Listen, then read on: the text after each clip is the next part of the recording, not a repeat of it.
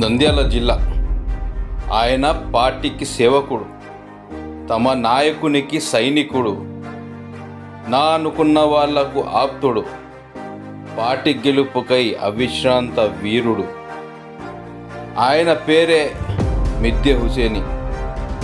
3 సార్లు కౌన్సిలర్గా గెలుపొందిన అహంకారం లేని సౌమ్యుడు, తన అభిమాన నటుడు, తన అభిమాన నాయకుడు నాయకత్వంలో తన రాజకీయం ప్రారంభించి నేటి వరకు అదే పార్టీకి సేవకుడిగా పనిచేస్తున్న నిరంతర యోధుడు ఆయనే మిద్దె Hussaini.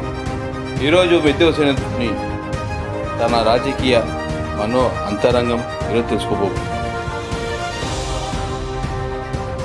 Welcome to DX news. ఈరోజు మన అతిథి సుదీర్ఘంగా ఒకే తెలుగుదేశం పార్టీ జెండా పట్టుకుంటూ నేటి వరకు పార్టీ విజయం లక్ష్యంగా ముందుకు సాగిపోతున్న మిద్దె హుసేని గారు ప్రస్తుతం మనతో పాటు ఉన్నారు.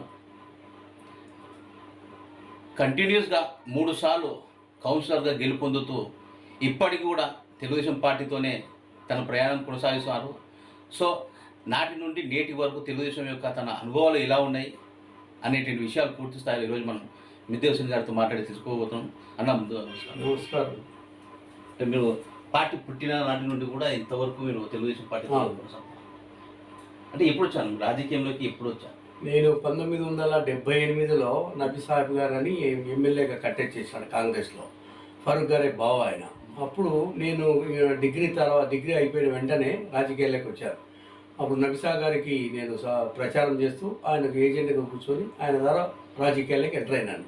వాళ్ళ అల్లుడు బామ్మడిది కుద్దూస్, ఆయన నా ఫ్రెండ్షిప్తో, కాలేజ్ ఫ్రెండ్షిప్తో ఇద్దరం కలిసి రాజకీయాల్లోకి మొదలుపెట్టాం. సో తెలుగుదేశం పార్టీ పుట్టక ముందు రాజకీయాల్లో ఉన్నాను.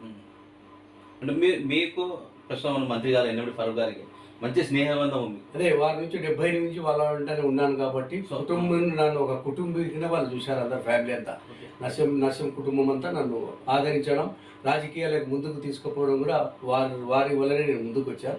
మరీ ముఖ్యంగా వాళ్ళకి నా కృతజ్ఞతలు. సో మీ కుటుంబ సభ్యులుగా ఒకటిగా అయిపోయినాం. సో నాటి నుండి కూడా మీరు తెలుగుదేశం పార్టీతోనే ఇంతవరకు కొనసాగుతూ వస్తాను. అంటే ఎప్పుడు కంటెస్ట్ చేశాను కౌన్సిలర్గా? ఎప్పుడు కౌన్సిలర్గా 1981 ఆగస్టులో మొట్టమొదటి ఇండిపెండెంట్గా కంటెక్ట్ చేసినాం.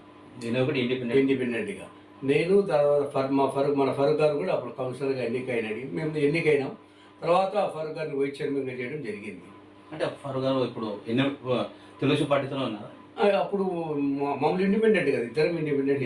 81లో కాంగ్రెస్ ఉన్నది, తెలుగుదేశం 22 మార్చిలో వచ్చింది. అప్పుడు గుర్తు కూడా సైకిలే అనుకుంటున్నాను. సైకిలే అందరికి, ఆయన సైకిలే, మనందరికీ సైకిలే. సో సైకిల్ గుర్తొచ్చింది, అదే కంటిన్యూగా పార్టీ కూడా సైకిల్ వచ్చింది. కంటిన్యూగా ఇంతవరకు కూడా ఆ సైకిలే దొక్కుతున్నా. సరే, ఫస్ట్ సారి 81లో మీరు కౌన్సిలర్, తర్వాత 1982 మార్చి 29న స్వర్గీయ నందమూరి తారక రామారావు గారు పార్టీ ఏర్పాటు చేయడం జరిగింది. అప్పుడు నా అదృష్టంగా నేను వ్యాపార నిమిత్తం హైదరాబాద్ తిరిగేవాడిని. ఆ రోజు ఎన్టీ రామారావు గారు పార్టీ పెడుతున్నారంటే నేను ఎమ్మెల్యే క్వార్టర్స్కి పోయి ఆ రోజు పార్టీ ఆవిర్భావం రోజు కూడా అక్కడ ఉన్నాను. అదే రోజు నేను మొట్టమొదటి నుంచి నేను ఎన్టీ రామారావు గారి అభిమాని కాబట్టి వెంటనే పార్టీలోకి జాయిన్ అయినాను. తర్వాత నంద్యాలకు వచ్చిన తర్వాత కూడా ఫరూక్ గారిని ఇంకా 18 మంది కౌన్సిలర్లను కలిసి తెలుగుదేశం పార్టీలు చేరి 1983లో మన పార్టీ అభ్యర్థి శ్రీ సంజీవరెడ్డి గారిని గెలిపించడానికి విశేషంగా కృషి చేసినాం. ఆయన మమ్మల్ని అడగకపోయినా కానీ మేమే ఫరూక్ గారు వెంట ఉండి అతనికి డబ్బులు కూడా సాయం చేసి ఎలక్షన్లో నిలిపించి గెలిపించడం కూడా జరిగింది. సో ఎలా ఉన్నాయి అప్పుడు రాజకీయాలకు ఇప్పుడు రాజకీయాలకు తేడా? అప్పుడు రాజకీయాలు ఉన్నతంగా ఉండే, ఈరోజు రాజకీయాలు చాలా డబ్బుమయమైపోయింది. కొందరు వ్యాపారస్తులు పార్టీలు వచ్చాయి, కొందరు వ్యాపారస్తులు రాజకీయం చేయడం వల్ల ఈ కలుషితం అయిపోయింది. కాబట్టి ఇప్పుడు చాలా కష్టంగా ఉంది రాజకీయం చేయడం అనేది. కేవలం డబ్బుతోనే తప్ప మిగతాది లేదు. సో డబ్బున్న వాళ్ళే రాజకీయం చేయాల్సిన పరిస్థితి వస్తుంది. వ్యాపారమే ఒక వ్యాపారం అయిపోయింది. మొత్తం త్రూఅవుట్ స్టేట్కు ఒక వ్యాపారం అయిపోయింది. సో ఇట్లాంటి టైంలో ఫస్ట్ నుంచి పార్టీలో నమ్ముకొని సేవ చేసుకుంటూ కార్యకర్తల వల్ల ఈ విధంగా కార్పొరేటర్లు కావచ్చు, వ్యాపార వ్యవస్థలు కావచ్చు, రాజకీయాలు వచ్చినప్పుడు ఇలాంటి వాళ్ళ ఎంత పడిపోతారు? కొద్దిగా దెబ్బ తిన్నాం. ఎందుకంటే పార్టీ కొంచెం ఫైనాన్స్గా పెట్టేవాడు కూడా కావాలి కాబట్టి దానివల్ల కొద్దిగా వెనుకబడాల్సిన పరిస్థితి వస్తుంది. పార్టీ అధిష్టానం గుర్తించాలి. ఇప్పుడు మొన్న చంద్రబాబు నాయుడు గారు కూడా ఒక మాట చెప్పారు. అంటే ఇటీవల ఒక సభలో మాట్లాడుతూ కూడా ఎప్పుడైతే మన పార్టీ నుండి ఎప్పటి నుంచి నమ్ముకుంటూ ఇంతవరకు వస్తున్నారో వారికే మనం న్యాయం చేయాలి, నామినేటెడ్ పదవులు కూడా ఖచ్చితంగా వారికి ఇవ్వాలా అని కూడా చెప్పడం జరిగింది. అవును, ఖచ్చితంగా ఇవ్వాలని ఆయన ప్రయత్నం చేస్తున్నాడు. కానీ లోకల్ క్యాండిడేట్ కూడా పార్టీ వాళ్ళని గుర్తించి ఎప్పుడు సీనియర్స్ ఉన్నారు, ఎలా పనిచేసినారు అనేది గుర్తించి వాళ్ళు కూడా ప్రపోజ్ చేస్తే ఖచ్చితంగా ఇస్తాడు ఆయన. మీరు ఒక సీనియర్ నాయకుడు, మీకు అనుభవం ఎక్కువ, ఎంతోమంది రాజకీయ నాయకులు చూసింటారు, ప్రభుత్వాలు చూసింటారు. ఇక్కడ మనం ఒక విషయం మాట్లాడదాం. 2024 ఎన్నికలు మనం చూసుకున్నట్లయితే జగన్మోహన్ రెడ్డి గారు వైనాట్ 175 అన్నారు. సో 175 పోయి కేవలం 11 సీట్లకు పరిమితమయ్యారు. ఎప్పుడు ఊహించని, అంటే రెండు రాష్ట్రాలు మనం ఉమ్మడిగా ఉన్నప్పుడు కూడా ఎప్పుడు కూడా రాష్ట్ర చరిత్రలో ఏ పార్టీకి కూడా ఇప్పుడు వచ్చిన కూటమికి 164 164 సీట్లు వచ్చిన ఇప్పుడు ఏ పార్టీ కూడా రాదు. సో ఏమి ఇక్కడ ఎందుకు ఇట్లా ఏమంటే జగన్మోహన్ రెడ్డి గారికి పరిపాలన అస్తవ్యస్తంగా ఉంది. అది ప్రతి వ్యవస్థను నాశనం చేసినారు. ప్రతి వ్యవస్థలో కూడా డబ్బులు డైవర్ట్ చేసుకుంటూ కేవలం వాని అనుచరులకు మిగతా వాళ్ళకు అన్ని కార్యక్రమాలు ఒప్పజెప్పి డబ్బునంతా నాశనం చేసినారు. బడ్జెట్ను లూటు చేసిన కార్యక్రమం జరిగింది ఆయనకు. ఎందుకంటే గతంలో 2001-2002లో వాళ్ళ తండ్రి గారికి హైదరాబాద్లో ఇండ్లు ప్రభుత్వ స్థలం ఆక్రమించి ఇండ్లు కట్టుకున్నాడు. దానికి ఆ రోజు పరిస్థితులలో ఫరూక్ గారు కేవలం ఆ రోజు ఫరూక్ గారు మినిస్టర్ ఉండబట్టి ఆయన స్థలం అడిగితే యాజ్ ఎమ్మెల్యేగా అడిగితే కనీసం 10,000 కట్టుకోవడానికి కూడా ఆయనకు డబ్బులు లేవు. కానీ ఫరూక్ గారే మంచి హృదయంతో చంద్రబాబు గారికి చెప్పి లేదు సార్ అతనికి ఎట్లా ఒకటి ఇచ్చేస్తామని రాటిఫై చేసి ఆయనకి ఇవ్వడం కూడా జరిగింది. అటువంటి వాడు ఈరోజు లక్షల కోట్లు సంపాదించాలంటే ఎంత అవినీతి జరిగిందో ఆ అవినీతి ప్రజలు కూడా గుర్తించినారు. ఏ వ్యవస్థను కూడా ఆయన ముందుకు తీసుకోపోలే. బీద వాళ్ళకు ఇండ్ల పట్టాలంటే కనుక వాళ్ళ యొక్క శాసనసభ్యులు ఇష్టానుసారంగా 10 లక్షల రూపాయలు ₹1 కోటి పెట్టేసి అట్లా కొని డబ్బంతా డైవర్ట్ చేసుకొని వాళ్ళ కడుపులు నింపుకున్నారు తప్ప ప్రజలకు ఏ విధమైన సహాయ సహకారాలు అందించలేదు. కాబట్టి ప్రజలు గుర్తించినారు.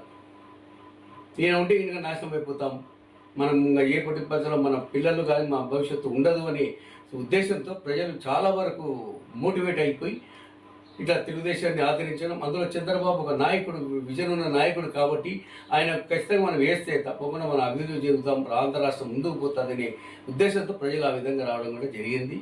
తెలుగుదేశం కూటమిని గెలిపించడం కూడా జరిగింది. అంటే గతంలో మనం నంద్యాలలోనే కొన్ని రోజుల క్రితం, అంటే కొన్ని నెలల క్రితము ఎన్నికల కంటే ముందు చంద్రబాబు నాయుడు గారు సభ కోసం నంద్యాలకు రావడం జరిగింది. ఒక సభను ఏర్పాటు చేసి ప్రజలకు మాట్లాడాలని. సో ఆ సభలో వచ్చినప్పుడు చంద్రబాబు నాయుడు గారిని అక్రమంగా అరెస్ట్ చేశారు అనేటువంటి విధానంగా తెలుగుదేశం పార్టీ పూర్తిసారి గట్టిగా ఆ రోజు ఆరోపించింది. ఈ రోజు బలంగా కూడా ఇప్పుడు కూడా చెప్తా ఉంది. సో ఎందుకు అరెస్ట్ అలా చేయాల్సి వచ్చింది? అదే భయమా? వాళ్ళు భయం అని కాదు, ఇంకా తిరిగితే ఈయన చంద్రబాబు నాయుడు గారికి, లోకేష్ బాబు గారికి ప్రజలు విపరీతంగా తండోపదార్థాలు వస్తున్నారు. వాళ్ళు చేసే ప్రసంగాలకు, వాళ్ళు చేసే సభలకు. అది గుర్తుపెట్టి నన్ను బయట పెడితే మనం ఖచ్చితంగా మనం దెబ్బతింటాం, లోపల వేస్తే ఇది ఎలక్షన్ల వరకు, ఎలక్షన్ అయిపోయిన వరకు బయటికి రాడు, 1 by 1 కేసులు వేసుకుంటూ పోతే ఆయన లోపల ఉంటాడనే దుర్బుద్ధితో అరెస్ట్ చేయడం జరిగింది. అరెస్ట్ చేసినప్పుడు కూడా నేను స్పాట్లో ఉన్నాను. ఆర్కే ఫంక్షన్ హాల్లో తెల్లవారుతో నేను, ఫరూక్ గారు ఇంకా కొంతమంది ఉన్నాము. బయటికి మేము అడ్డగించినాం, కానీ పరిస్థితి చాలా ఉంది. చంద్రబాబు నాయుడు గారు లేదులేండి ఏం పర్వాలేదు వాళ్ళు అరెస్ట్ చేసి పోదామని మంచి హృదయంతో, ఆయన ఏమాత్రం వ్యతిరేకించలేదు. నాకు కాపీ ఇవ్వండి అనే, కానీ ఆ రోజుల్లో ఎస్పీ గారు కూడా ఇవ్వలేదు. ఇప్పుడు ఆయన బీఆర్లో ఉన్నారు ఎస్పీ గారు, రఘువీరారెడ్డి గారు. ఆయన అడిగినా కానీ నేనేం తప్పు చేశాను, నాకేదో ఇవ్వండి అంటే లేదండి మిమ్మల్ని విజయవాడ తీసుకుపోయిన తర్వాత మీకు ఇస్తామని కళ్ళబొల్లి మాటలు చెప్పి అరెస్ట్ చేయాలని అర్ధరాత్రి తలుపులు కొట్టి పగలగొట్టాలనే ఉద్దేశం కూడా ఉన్నది. బట్ ఎందుకో ఫరూక్ గారు వాళ్ళతో మంచి పద్ధతి కాదు, మేము వస్తాం, బయటకు వస్తాం సార్ అని చెప్పి 6 గంటలకు బయటకు వస్తే కూర్చొని మాట్లాడి క్యాన్ మీరు ఎట్లనే కానివ్వండి నేను మేము వస్తానని కార్లు ఎక్కిపోయాను. ఆయన అంత దురదృష్టకరమైన కార్యక్రమం ఆ రోజు ఆ పార్టీ చేసింది. ఆయన ఇంకా బయట ఉంటే మనం గెలిచలేమనే ఉద్దేశంతో అనుకున్నారు. బట్ దేవుని దయ వల్ల బెయిల్ రావడం, సుప్రీంకోర్టులో వెళ్ళి బెయిల్ రావడం, కేసులో ఏమైనా పసలేదు. అయినా కానీ కోర్టులు కూడా కొన్ని హైదరాబాద్ మన మేజిస్ట్రేట్ కోర్టు కానీ హైకోర్టు కానీ అది అనుకోకుండా జరిగిన పరిస్థితుల్లో వాళ్ళకి బెయిల్ ఇవ్వకపోవడం, సుప్రీంకోర్టులో న్యాయం జరిగి ఆయనకు బెయిల్ రావడం జరిగింది. ఆ విధంగా బయటికి వచ్చినాడు. అంటే ఆ రోజు అధికారులను కూడా కోర్టు అచింతలేసింది. మీరు అవును. ఈయన మీద ఎలాంటి నేరారోపణ లేదు, తనని ముద్దాయిగా చేర్చలేదు, ఎలా అరెస్ట్ చేస్తారనేటువంటి విషయాన్ని కూడా ప్రశ్నించడం జరిగింది. ప్రశ్నించిన తర్వాత కోర్టు ఎన్ని చేసినా కానీ వాళ్ళ సమాధానాలు, వాళ్ళ ఆధారం చూపించలేకపోయినారు. కాబట్టి అయినా కోర్టు వాయిదా వేసుకుంటే వాళ్ళ పలుకుబడితో, డబ్బు అహంకారంతో జగన్ గారు చాలా వరకు జడ్జీలను కూడా కొన్ని విషయంలో వచ్చి రావడం కూడా జరిగింది. కానీ దేవుని దయ వల్ల సుప్రీంకోర్టులో మాత్రం న్యాయం జరిగింది. ఇప్పుడు మనం చూసుకుంటే ఇప్పుడు వైసీపీ అధిష్టానం అంటే జగన్మోహన్ రెడ్డి గారు కావచ్చు, వైసీపీకి సంబంధించిన నాయకులు కావచ్చు, ప్రతి ఒక్కరు ఆంధ్రప్రదేశ్ రాష్ట్రంలో రెడ్ బుక్ లోకేష్ గారి రాజ్యాంగం నడుస్తూ ఉంది, అరాచకం సృష్టిస్తున్నారు అనేది చెప్తున్నారు. ఎగ్జాంపుల్ మన నంద్యాలకు సంబంధించి మహానంది మండలం సీతారాంపురంలో ఒక హత్య జరిగింది. సో దీన్ని ఎట్లా చూడాలి? గ్రామాధిపత్యం వల్ల జరిగిన హత్య చూడాలా, లేదా పార్టీల పరంగా జరిగిన హత్య? కేవలం ఆయన ఒక పార్టీలో ఉన్నాడు. ప్రతి పార్టీ ప్రతి అధికారం వచ్చిందంటే ఆ పార్టీలో చేరే వ్యక్తి ఆయన. వ్యక్తిగతంగా ఊర్లో చాలా మొట్టమొదటి నుంచి వాళ్ళ ఫ్యాక్షన్ ఉంది. ఎటువంటి వాళ్ళ పార్టీతో సంబంధం కాదు. చంపిన వాళ్ళు తెలుగుదేశం ఇంతకుముందు వైఎస్ఆర్లో ఉన్నారు, సచిన వాడు వైఎస్ఆర్లో ఉన్నాడు. కొన్ని అనివార్య కారణాలు వాళ్ళ ఇద్దరి మధ్య మనస్పర్ధలు రావడం వల్ల ఒకరు తెలుగుదేశంలోకి వచ్చినారు, ఒకరు వాళ్ళు వైసీపీలో ఉన్నారు. ఆ విధంగా వాళ్ళ గ్రామ కక్షలు, వాళ్ళ డబ్బు లావాదేవీలలో, పొలం లావాదేవీలలో వాళ్ళని చంపుకోవడం జరిగింది తప్ప పార్టీకి ఏ విధమైన సంబంధాలే లేవు. సో పార్టీకి సంబంధం లేదు, వ్యక్తిగత కారణాలు, గ్రామాధిపత్యము వ్యక్తిగత కారణం. అరే వీడు ఉంటే నేను మనల్ని దెబ్బతింటానే ఉద్దేశంతో వారి ప్రత్యర్థులు ఈ విధంగా చేయడం జరిగింది. కాబట్టి పార్టీకి ఎటువంటి సంబంధం లేదు. ఏ నాయకుడు, పార్టీ నాయకుడు వాళ్ళని సపోర్ట్ చేయలేదు. సో ఎలా ఉండబోతుంది అంటే ప్రభుత్వం ఇప్పుడు ఈ 2024 ఇంత భారీ మెజార్టీతో గెలుపొందింది. అదేవిధంగా చంద్రబాబు నాయుడు గారు ఇచ్చినటువంటి సూపర్ 6 హామీలు ఇవ్వడం జరిగింది. సో అదే సమయంలో రేపు ఆగస్టు 15 రోజున మన అన్న క్యాంటీన్లు కూడా ప్రారంభం కాబోతున్నాయి. అంటే ఒక్కొక్కటిగా చంద్రబాబు నాయుడు గారు ఇచ్చిన హామీలు అమలు చేసుకుంటూ పోతాం. సో దీని గురించి చెప్తాను. ఇప్పటికే 6 దాంట్లో దాదాపుగా 4-5 కార్యక్రమాలు మొదలు పెట్టాం, అయిపోయినాయి, చేస్తున్నాం. తర్వాత మొట్టమొదటిది ల్యాండ్ యాక్టింగ్ చేసినారు, అది రద్దు చేశారు. తర్వాత అన్న క్యాంటీన్లు మళ్ళీ మొదలు పెడదాం. ఆయన రేపు 15న దాదాపుగా 100 చిల్లర, ఎందుకంటే ఇంకా బిల్డింగ్స్ రిపేర్స్ ఉన్నాయి. వీళ్ళు తీసుకున్నటువంటి బిల్డింగ్స్ సర్వనాశనం చేసినారు, దాన్ని మెయింటైన్ చేయలే. మళ్ళీ ఇప్పుడు దాన్ని రీకన్స్ట్రక్షన్ చేసి చేయాలి. దాంతో కొద్దిగా లేట్ అవుతుంది. బట్ 100 మాత్రం రేపు 15 చేస్తారు. మిగతా 100 చిల్లర మళ్ళీ ఒక 10-15 కూడా చేయాలని ఆయన సదుద్దేశం ఉన్నాడు. తప్పకుండా ఈ కార్యక్రమాన్ని ఎన్ని అడ్డంకులు ఎదురైనా కానీ, ఎంత ఆర్థిక పరిస్థితులు లేకపోయినా కానీ చంద్రబాబు నాయుడు గారు ఈ విషయంలో ముందుకు పోతారు, చేస్తారని నమ్మకం ప్రజలలో ఉంది. కాబట్టి ఆయనకు అఖండ మెజార్టీ ఇచ్చారు. మంచి కార్యక్రమం. అన్న క్యాంటీన్లో చాలా మంది పేదవారు 5 రూపాయలకు టిఫిన్, 5 రూపాయలకు భోజనం అంటే ఈ రోజు 80 రూపాయల ప్లేటు, 100 రూపాయలు, 110 రూపాయలు భోజనం వస్తుంది. అంటే 5 రూపాయలు 10 రోజులు తినొచ్చు ఒక్కొక్కడు. అంటే ఇప్పుడు పెంచినట్టు ఇప్పుడు 5 రూపాయలు ఇంకా పెంచాలి, పెంచాలా. ఎందుకంటే గతంలో 5 రూపాయలు ఉంది. ఈ రోజు ఎంత రేట్లు పెరిగినాయి దాన్ని కూడా తారతమ్యం వేసుకొని చేస్తే మంచిదే. ఎందుకంటే 5 రూపాయలు చాలా అనేది లో లేదు. ఇప్పుడు మనం టీ తాగినా కానీ 10 రూపాయలు అవుతుంది. కాబట్టి అది వ్యక్తిగతంగాని కాదు, ఆయన మన చంద్రబాబు నాయుడు గారు ఆలోచన చేస్తున్నారు. ఎట్లయినా కానీ 5 రూపాయలకి ఇవ్వాలని సదుద్దేశం ఉన్నాడు. కానీ ఆర్థిక చూసుకొని కొద్దిగా ఎక్కిస్తే కూడా మంచిదే. ప్రజలు ఎవరు బాధపడరు. 10 రూపాయలు పెట్టినా కానీ చాలా బాగా తింటారు, చేసుకుంటారు, వాళ్ళ యొక్క కడుపు నింపుకుంటారు పేద ప్రజానీకం. అంటే ఫరూక్ గారికి ఇప్పుడు మినిస్ట్రీ పదవి రావడం జరిగింది. న్యాయశాఖ ఒకవైపు, మరోవైపు మైనార్టీ శాఖకు సంబంధించి. అంటే గతంలో నుంచి కూడా ఫరూక్ గారికి ఎన్ని మంత్రి పదవులు వచ్చినప్పటికీ కూడా ఆయన చాలా సింపుల్గా, అంటే కేవలం ఎస్కాట్ లేకుండా సింపుల్గా వెళ్ళిపోయే వ్యక్తి.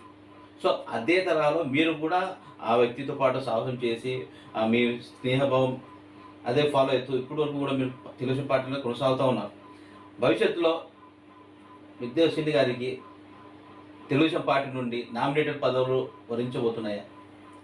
దేవుని వల్ల ఫరూక్ గారు కూడా తప్పకుండా నీకు సాయం చేస్తాను, నీకు ఖచ్చితంగా పదవితమైనది ఇప్పిస్తాను అన్నాడు. తప్పకుండా నెరవేరుస్తానని నాకు చాలా అభిప్రాయం ఉంది. ఎందుకంటే పార్టీలో ఆయన ఎక్కడికి పోయినా కానీ ఏ ఎలక్షన్ రాష్ట్రం మొత్తం మీద ఏ ఎలక్షన్ బై ఎలక్షన్ జరిగినా కానీ ఫరూక్ గారు వెంట నేను పోయి ప్రతి బూత్లో ఏజెంట్ కూర్చున్నాను. ఎక్కడైతే కఠినంగా ఉందో, ఎక్కడైతే గలాట జరుగుతుందో అటువంటి ప్లేస్లలో మమ్మల్ని కూర్చోబెట్టారు ఫరూక్ గారు. ఆ నియోజకవర్గాలు అక్కడ మేము కూర్చొని పార్టీకి సదావుగా ఎలక్షన్ జరిపి బయటకు వచ్చి అక్కడక్కడ ప్రతి ఉప ఎన్నికలో గెలిపించుకోవడానికి మేము కృషి చేశాను, నేను కూడా వాళ్ళ ఫరూక్ గారు అమ్మడి. కాబట్టి ఆయన తప్పకుండా నాకు న్యాయం చేస్తాడని నేను కోరుకుంటున్నాను. మరీ ముఖ్యంగా నంద్యాల మార్కెట్ యార్డ్ మొట్టమొదట అడిగాను, లేదా తర్వాత దూదేకుల సంఘం చైర్మన్ కూడా అడిగాను. సరే ఏదో ఒకటి చేద్దాం, తప్పకుండా చేద్దాం, నువ్వు నా వెంట ఉండవు అని మాట ఇచ్చాడు. ఆయన మాట నిలబెట్టుకుంటాడని అభిప్రాయం నాకుంది. ఆ గాఢమైన అభిమానం నా మీద ఉంది ఆయన, కాబట్టి తప్పకుండా నాకు చేస్తాడనే ఉద్దేశం ఉంది. సో మిద్దెల గారు ఈ పార్టీ మీద ఉన్నటువంటి ప్రేమ, ఈ పార్టీ చేసినటువంటి కృషి, శ్రమను గుర్తించి అధిష్టానము, ఓవైపు మంత్రి గారు, స్థానికంగా ఉన్నటువంటి మంత్రి గారు ఎన్ఎం ఫరూక్ గారు మీ శ్రమను, మీ కృషిని గుర్తించి మీకు తగిన ఫలితము అంటే ఒక స్థానాన్ని మీకు కల్పిస్తే మన నంద్యాలకు మంచి చేసిన వారు అవుతారు. కష్టపడి న్యాయంగా ఈ పార్టీకి సేవ చేసిన వారికి కూడా గుర్తింపు వస్తుంది. సో వేరే వాళ్ళకి కూడా కొంచెం అవకాశం వస్తుంది అని మన పార్టీకి చేస్తే ఒక ఖచ్చితంగా పార్టీ గుర్తిస్తుంది, మనకు సముచిత స్థానం కల్పిస్తుంది అనేటువంటి నమ్మకం వస్తుంది. సో భవిష్యత్తులో మీరు ఇంకా మంచి ఉన్నత పదవులు అధిరోహించాలని మేము కూడా మనస్ఫూర్తిగా కోరుకుంటాము. దేవుని దయ, తప్పకుండా మీ యొక్క మాటలతో, మీ యొక్క అభిప్రాయాలకు నేను ఏకీభవిస్తున్నాను. తప్పకుండా మీరు నాకు ఇది కార్యక్రమానికి ఇచ్చేసినందుకు, నాకు మీ కార్యక్రమం చేయడానికి మరి ఉపయోగపడినందుకు మీరు మరి కృతజ్ఞతలు, ధన్యవాదాలు చెప్పాలి. మీకు చాలా విలువైన సమయాన్ని మాకు ఇచ్చారు. Thank you. సో ఇది మనతో పాటు సీనియర్ నాయకులు, తెలుగుదేశం పార్టీ మిద్దెల గారు 3 సార్లు వరుసగా కౌన్సిలర్గా గెలిచిన వ్యక్తి. ప్రస్తుతం మన మంత్రి గారు ఎన్ఎండి ఫరూక్ గారు ఏ విధంగా అయితే పార్టీ మారకుండా చాలా సున్నితంగా ఇట్లా అయితే ఫరూక్ గారు ఉంటారో అదే నడవడికను మిద్దెల గారు వారి స్నేహభావంని ముందు కొనసాగాలని, వారి స్నేహభావం జీవితకాలం ఇలాగే ఉండాలని మనం కూడా కోరుకుందాం. మరో వారం మరో అతిథితో మేము ముందు ఉంటాము. అంతవరకు సెలవు. నమస్కారం.